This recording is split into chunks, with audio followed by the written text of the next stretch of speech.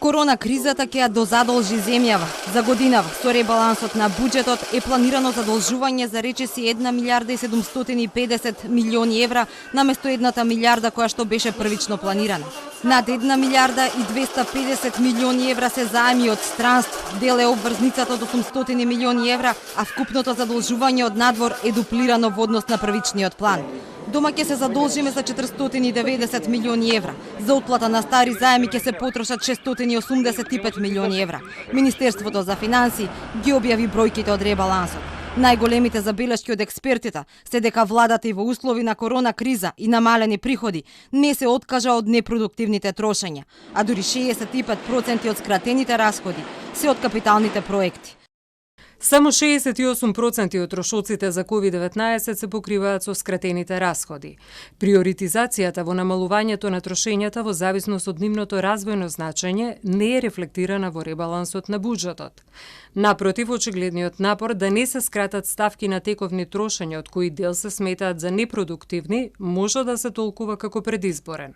Од Институтот Finance Think сметаат дека ребалансот е задоцнет и најверојатно до крајот на годината ќе треба уште еден ребаланс. Има ризици врз владините проекции, а даночната евазија може да наметне и потреба за корекција на даночните стапки во земјава.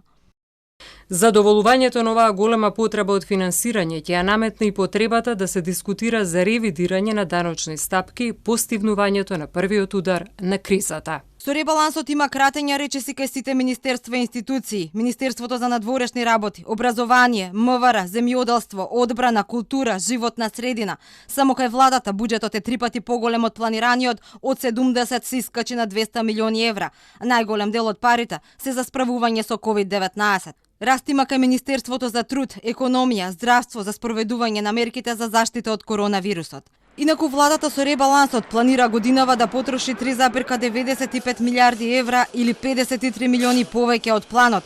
Проектирано е дека приходите во буџетот ќе паднат за 11,5% или за 415 милиони евра. Ќе се соберат вкупно 3,2 милиарди евра. Иако со буџетот требаше да недостасуваат 280 милиони евра, сега со ребалансот сумата се искачи на 750 милиони евра или буџетскиот дефицит ќе изнесува 6,8% од бруто домашниот производ.